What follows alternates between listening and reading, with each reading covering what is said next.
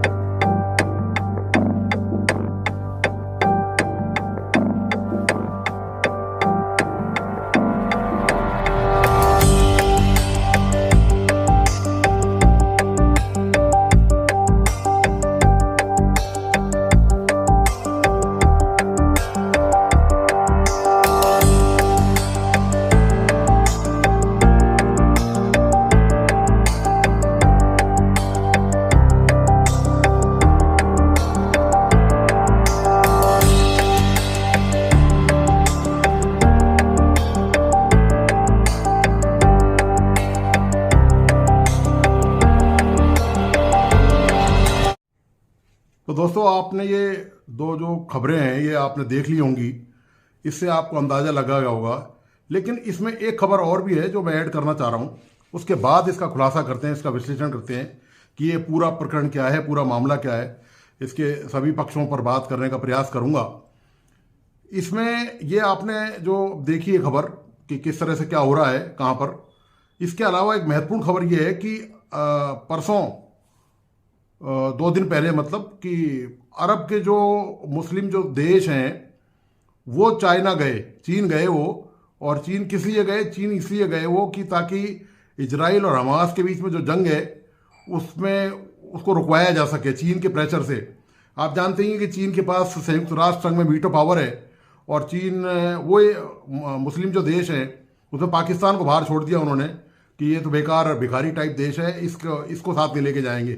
ये मालूम पड़ा कि वहाँ भी डॉलर मांगने लग गया, तो शायद पाकिस्तान को वो इसलिए साथ नहीं लेके गए और पाकिस्तान को छोड़ गए। तो इससे पाकिस्तान में बड़ा हाया मच रहा है, वो भी आपको जानकारी दूंगा आगे इस बात को लेकर। वो सारे मुस्लिम अरब और जो मुस्लिम देश हैं उनके जो प्रतिनिधि जितने भी थे वो सब चीन में वहाँ गए। वहाँ पर उन्होंने वहाँ पर चीन की जो सरकार है, कम्युनिस्ट सरकार, उससे वहाँ मुलाकात भी करी। दरअसल महत्वपूर्ण बात ये नहीं है, महत्वपूर्ण बात यह है कि बीबीसी की एक रिपोर्ट बताती है कि मानवाधिकारों का उल्लंघन का मामला सर्वाधिक जब वो वहां पहुंचे हुए थे तब भी चल रहा था। ये सबसे इंपॉर्टेंट बात है। वहां पर मुसलमानों के साथ भारी अत्याचार किया जा रहा था, उनको कैंपों में बंद किया जा रहा था, उनकी मस्जिदें ढाई जा रही थी। ये सबसे महत्वपूर्ण इशू है कि आप देखिए, एक तरफ खाड़ी के जो देश हैं, जो मुस्लिम देश हैं, वो वहां पर शी जिनपिंग की टीम से या उनसे मुलाकात कर रहे हैं और वो दखल की मांग कर रहे हैं कि किसी तरह से चीन जो है वो अपनी ताकत का इस्तेमाल करके, अपने रिश्तों का इस्तेमाल करके इजराइल को और अमेरिका को इस बात के लिए राजी करे कि वहाँ पर युद्ध विराम किया जाए और अब आगे ज़्यादा वहाँ खून खराबा नहीं हुआ। आप जानते हैं कि वहाँ हजारों जानें दोनों तरफ जा चुकी हैं। इस बीच में एक बात मैं बता दूंगा आपको इस वीडियो के दौरान कि वहाँ पर युद्ध विराम हो चुका है और उसमें इन लोगों का कोई प्रयास नहीं है, कतर के प्रयास से ये सब कुछ तय हुआ है कि दोनों तरफ से जो उन्होंने जो बंदी बना रखे हैं हमास ने और इजराइल ने, वो आपस में एक दूसरे को देंगे, वो चरणों में देंगे, 2-3 स्टेप होंगे उसके बाद वहाँ फिलहाल युद्ध विराम की वहाँ स्थिति हो चुकी है, ये सिद्धांत वहाँ तय हो गया है। तो दोस्तों मज़ेदार बात यह कि जब पूरे वर्ल्ड के मुस्लिम जगत के जो 10, 12, 15 कंट्री हैं उनके प्रतिनिधि वहाँ पर बीजिंग में मौजूद थे और वहीं पर चीन लगातार दमन की कार्रवाई मुसलमानों के खिलाफ लगातार कर रहा था, उस दौरान भी कर रहा था। यह सबसे बड़ी जो आश्चर्य की बात यह है कि एक तरफ पूरी दुनिया के मुसलमान ये कहते हैं कि हम भाई हैं, हम इस्लाम धर्म को मानने वाले हैं, पूरी दुनिया में कहीं किसी मुसलमान के खिलाफ कहीं कुछ हो जाए तो हम एक साथ उठ खड़े होंगे। तो ये कैसे उठ खड़े हुए हैं, जो घुटने के बल बैठ गए वहां जाकर उसके सामने नतमस्तक हो गए। अब आपको बताता हूं कि इसका जो पूरा समीकरण क्या है, ये दरअसल क्यों हुआ। चीन के सामने पूरी दुनिया में जो मुसलमानों के साथ वो अत्याचार करता आया है, जैसा कि आपने बीबीसी की रिपोर्ट में देखा है, आपने वीडियो में देख लिया होगा पहले, तो पूरी दुनिया में किसी भी खाड़ी देश, कोई भी मुसलमान देश चीन के खिलाफ आवाज बुलंद नहीं कर सकता। उसकी रीढ़, ये जितने भी देश हैं इस मामले में रीढ़ विहीन है, इनकी रीढ़ की हड्डी किसी की भी नहीं है, ये अपने बलबूते खड़े नहीं हो सकते। कारण है उसका कि एक तो चीन दुनिया का सर्वाधिक पावरफुल देश है, उसके पास संयुक्त राष्ट्र संघ में, जैसे मैंने पहले बताया आपको, कि वीटो पावर है। उसके अलावा चीन इन सब देशों में निवेश करता है, इन्वेस्टमेंट करता है। ये सारा जो खेल है दोस्तों, ये वही लेन देन पर आधारित है। मैंने पिछले भी 2-3 वीडियो में ये बात लगातार फोकस करी है कि अब किसी भी मुल्क को किसी से कोई लेना देना नहीं है। कोई मुसलमान कहीं मारा जा रहा हो, कोई कहीं ईसाई मारा जा रहा हो, कहीं कोई किसी और यहूदी मारे जा रहे हो, तो ये अब उन देशों का निजी मसला है। बाकी दूसरे देश यदि वो इसमें इंटरफेयर नहीं करेंगे, वो आपने देख लिया हो कनाडा और भारत के रिश्ते के मामले में कि कनाडा के साथ, कनाडा 5 आइव का मेंबर है, कनाडा ने अमेरिका का साथ दिया, अफगानिस्तान में अपनी सेना को मरवाया, जगह जगह लोग भेजे, लेकिन उसके बावजूद भी अमेरिका कनाडा के कहने से भारत के खिलाफ रिश्ते बिगाड़ने को तैयार नहीं है। ऑस्ट्रेलिया की विदेश मंत्री जो है अभी भारत आई थी 2-3 दिन पहले, 4 दिन पहले आई होंगी, और भारत के साथ उन्होंने जो विदेश मंत्री हैं एस जयशंकर, उन्होंने वहाँ के साथ वो जो अपने जो 2 पॉइंट एजेंडा होता है उसमें दोनों ने बातचीत करी और उस बातचीत में जयशंकर ने साफ कह दिया कि वो जो है उन्होंने जो कार्रवाई है वो कर दी है और जस्टिन ट्रूडो यानी कनाडा के जो प्रधानमंत्री हैं वो लगातार आतंकियों को संरक्षण दे रहे हैं, उसके सामने बोल दिया। जबकि ऑस्ट्रेलिया और कनाडा ये सब 5 आइव के सदस्य हैं, ये सब पश्चिमी देश हैं। क्योंकि दोस्तों दरअसल सारे देश अब अपना हित देखते हैं। कनाडा को अपना हित देखना है, ऑस्ट्रेलिया को अपना हित देखना है, अमेरिका को अपना हित देखना है, ब्रिटेन को अपना हित देखना है। उनको मतलब नहीं है कि कनाडा के साथ क्या हो रहा है। वो दिखावे के तौर पर तो भले ही उसके साथ है क्योंकि वो उन्हीं की वाइट चमड़ी का आदमी है और उन्हीं के साथ 5 आइव में मेंबर है, लेकिन बाकी किसी भी देश को किसी से कोई मतलब नहीं है। खाड़ी देशों की, अभी आपको पाकिस्तान की बात करें इसी मुद्दे को लेकर, सेम बिल्कुल यही, पाकिस्तान में लाखों जो है अफगानी शरणार्थियों को जबरन मार पीट के खदेड़ा जा रहा है। उनको बाहर निकाला जा रहा है वहां पे, वो भी मुसलमान है। और यही पाकिस्तान है जिसने उनको कभी अमेरिका और यूरोप से डॉलर लेकर, करोड़ों डॉलर इसके बदले में उनको लेकर शरण दी थी कि हमारे ऊपर ये जो बोझ आ पड़ा है, जो अफगानिस्तान वार के दौरान जब शरणार्थी आ गए थे पाकिस्तान में, तो ये जो बोझ आ पड़ा है, इस बोझ को हम समेटेंगे कैसे, इसका वित्त का भार, आर्थिक भार हम कैसे उठाएंगे। इसके बदले में करोड़ों डॉलर खा लिए पाकिस्तान के सरकार के प्रधानमंत्री या मंत्रियों ने, या उस समय की जो मौजूदा सरकार थी। भ्रष्टाचार की आपको पता ही है कि वहां पर हालत क्या है। तो अब वो वहां पर उनको अफगानियों को खदेड़ने में लगा हुआ है। वो लाखों अफगानी वहां पर हैं जिन्होंने, उनके कईयों की तो वहां पीढ़ियां निकल गई हैं, उनके मकान, दुकान, उनका रोजगार वहां है। लेकिन पाकिस्तान ने तय कर लिया है कि इनको यहां से बाहर भगाना है। कोई भी मुल्क दुनिया में नहीं बोल रहा कि आप जो है एक मुसलमान देश होकर एक मुसलमानों के साथ अत्याचार आप कर रहे हो, कोई मुल्क नहीं बोल रहा। एक भी खाड़ी का देश ने चूं तक नहीं करी है। और मैं आपको इससे पहले और बता दूं, जब ये इजराइल और हमास का युद्ध चल रहा है, मतलब अभी तो संधि विराम की तरफ जा रहा है, युद्ध विराम की तरफ मामला, तो उस दौरान भी ओआईसी की जो इनकी बैठक हुई, ये जो खाड़ी देशों का संगठन है ओआईसी, उसमें इजराइल के खिलाफ कोई प्रस्ताव पास करने की इनकी हिम्मत नहीं हुई। क्योंकि हर देशों के, सबके पश्चिमी देशों से संबंध है, सबके अमेरिका यूरोप से अलग अलग संबंध है, उनके सबके आर्थिक हित हैं। कोई भी देश इस झमेले में बिल्कुल नहीं पड़ना चाहता कि वो दूसरे में की जाकर फटी में टांग जाए अपनी। ये जो टांग अड़ाने वाला मामला है, ये सारे देश समझते हैं। इसी वजह से उनकी जब बैठक हुई, और यही वजह है कि जब वो बीजिंग गए तो वहां बीजिंग से उनको कोई एश्योरेंस नहीं मिला। चाइना भी बहुत शातिर है, बहुत चालाक है। चाइना तो एक नंबर का धूर्त है, आप जानते हैं। और वो बिना पैसे लेन देन, उसके जो सारे रिश्ते हैं वो आपको पता है कि पैसे के पीछे टिके हुए हैं। वो किसी भी देश के, वो कोई दान धर्म बिल्कुल में जरा भी उसका कोई यकीन नहीं है, किसी की मदद में कोई यकीन नहीं है कि चाइना इतना पावरफुल है तो वो किसी देश की मदद कर देगा, सवाल ही पैदा नहीं होता। आपने देख लिया कि चाइना ने बांग्लादेश में इन्वेस्टमेंट किया, उसकी हालत बिगाड़ दी। श्रीलंका में इन्वेस्टमेंट किया, श्रीलंका कंगाल होते होते बचा है। और भारत ने यदि आर्थिक मदद नहीं की होती श्रीलंका की, तो श्रीलंका अब तक पूरी तरह से कंगाल घोषित हो चुका होता, बैंकरप्ट हो चुका होता। पाकिस्तान की आप हालत देख लीजिए। पाकिस्तान में रोड एंड बिल्ट वाला जो मामला चल रहा है वहां पर, उसमें उसने निवेश कर रखा है, प्लस पाकिस्तान को कर्जा देता है। तो कैसे वो पाकिस्तान को अपनी उंगलियों पर नचा रहा है। ये पाकिस्तान की जो दरिद्रता, आज गरीबी है, उसका बहुत बड़ा योगदान उसके भिखारी होने में, उसके लगातार कर्ज लेकर जो पीने में मामला है, उसमें सबसे बड़ी जो बिगाड़ा है उसको पाकिस्तान को, वो चाइना ने सिर चढ़ के बिगाड़ा है। बिगाड़ने की तो वजह यह है कि वो पाकिस्तान भारत का को दुश्मन समझता है अपना।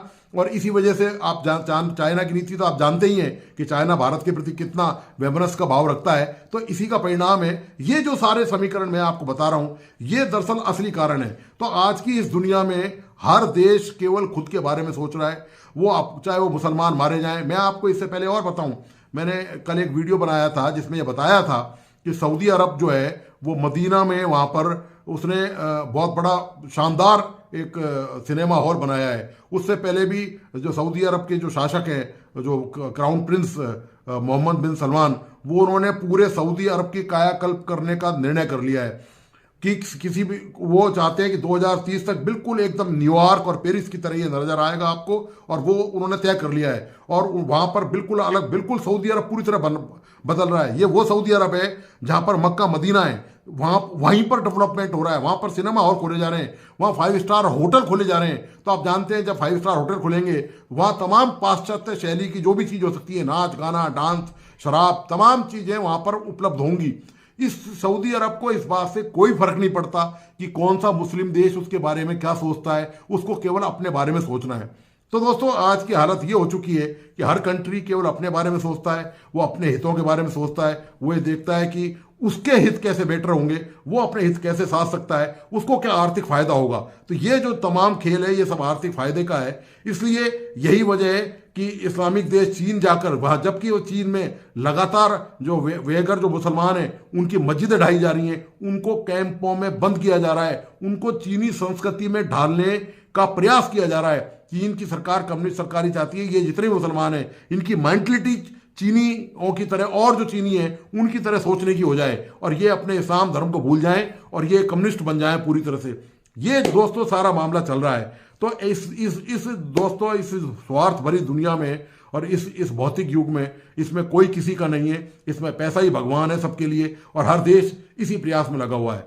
तो दोस्तों आपको आपको ये वीडियो कैसा लगा, प्लीज़ अपने लाइक्स और कमेंट्स से मुझे ज़रूर बताएं, और प्लीज़ इस यूट्यूब चैनल को लाइक, सब्सक्राइब करना और बेल आइकॉन दबाना नहीं भूलें। इसके साथ धन्यवाद, नमस्कार। क्योंकि जो फ्रीडम ऑफ रिलीजन का तस्वर है, प्रिंसिपल है, इंटरनेशनली रिकग्नाइज है। यूनाइटेड नेशन का जो यूनिवर्सल डिक्लेरेशन ऑफ राइट है, उस पे चाइना सिग्नेटरी है। वो अपने मुल्क के अंदर कौन सा निज़ाम लाता है, कतई नज़र उसके ये अंडर ओब्लिगेशन है कि वो वहाँ पे जो माइनॉरिटीज़ हैं उनका जो रिलीजन है उसको तहफ़्फ़ुज़ दे, उसको प्रोटेक्ट करे, और उसके खिलाफ इस तरह का कोई ओप्रेसिव मेजर जो है वो इख्तियार ना करे। ये बिल्कुल क्लियर सी बात है। लेकिन आपको ये बात किसी इस्लामी दुनिया के स्कॉलर या हुक्मरान से जो है नहीं सुनाई देगी। जिस तरह के पाकिस्तान के जो साबिक हुक्मरान जो आजकल खुद जेल में हैं, जिनके साथ बड़ा जुल्म हुआ है और बड़ी नाइंसाफ़ी हुई है, तो उन्होंने उस वक्त इसी जुल्म और नाइंसाफ़ी को जो कंसंट्रेशन कैंप के हवाले से चाइना में हो रहा था, उसको उन्होंने कहा था कि नहीं जी, हमें तो पता ही नहीं, हमने तो कभी नहीं सुना कि चीन ने कभी ऐसा किया हो। सरहदें मिलती हैं और हिमालय से ऊपर और समुद्र से गहरे रिश्ते हैं, लेकिन ये नहीं पता कि वहाँ कंसंट्रेशन कैंप है। तो इस तरह की जो मुनाफ़क़तें हैं इस्लामी दुनिया में, उनको अगर आप सामने रखें तो अब आप देखें कि उनको ह्यूमन राइट्स अब याद आ रहे कि अब जब वो खुद जो है वो शिकार हुए कुछ लोगों के गैज़ो गज़ब का, और उनके हाथ में रियासत भी टूल बन गई, और रियासत को टूल बना के उनके खिलाफ बाकायदा एक जबर का एक दौर शुरू हो गया, तो उनको याद आया कि दुनिया में ह्यूमन राइट्स बड़े इंपॉर्टेंट होते हैं। तो इस हवाले से मैं देखता हूँ जी, चीन की उसूली तौर पे as a matter of principle इसको कंडेम किया जाना चाहिए, लेकिन अनफॉर्चुनेटली हमारी दुनिया जिस तरीके से वर्क करती है उसके लिए अब जाहिर है कि हम क्या कहें। जिस दुनिया में इसराइल फ़लस्तीन कॉन्फ्लिक्ट के दौरान होने वाले मुख्तलिफ मज़ाहिर सामने आ रहे हैं कि क्या हो रहा है, कितने बच्चे कत्ल हो गए, कितनी ख़वातीन और बूढ़े और बुज़ुर्ग जो है इस जंग का शिकार हो गए, किस सतह पे ह्यूमन राइट्स और ये सारी चीज़ें, तो फिर कोई अगले जान की बातें लगती हैं। दुनिया इतनी ब्रूटल और इतनी खौफनाक शक्ल इख्तियार कर गई है हमारे देखते ही देखते। और देखें पूरी दुनिया जो है या इसराइल के पीछे खड़ी है या फ़लस्तीनियन के पीछे खड़ी है, लेकिन सिर्फ खड़ी है, आगे बढ़ने वाला काम जो है वो कोई नहीं हो रहा। तकरीबन 2300 से ज्यादा मसाजिद चाइनीज ने डिस्ट्रॉय कर दिए 2018 से लेके मोर देन 2300 मॉस्क। मैं जाती तौर पे इस इशू के बारे में बड़ा क्रिटिकल हूँ, और मैं समझता हूँ, मैं इसमें पहले बोलता भी रहा हूँ, और मैं चाह रहा था आपका भी पर्सपेक्टिव आए कि ये 2300 मसाजिद जो चाइनीज ने ख़त्म कर दी हैं, उनके आर्किटेक्चर, कहीं पे डोम्स उतार दिए, कहीं पे मीनार ख़त्म कर दिए, कहीं पे उसकी जो, और ये पर्टिकुलरली सारे का सारा जो है वो नॉर्दर्न चाइना में वो कर रहे हैं, सिंकियांग के अंदर कर रहे हैं। और ये कई लोग कह रहे हैं this is a crackdown on Islam, some are saying it another way around. मेरा मौक़िफ़ ये है बरी साहब, ये अगर India, America, Canada, Berlin, Paris, London में हो रहा होता तो दुनिया, इस्लामिक दुनिया क्या करती? शोर डालती, बोलती। लेकिन when it comes to China कोई बंदा बोलता ही नहीं है बरी साहब।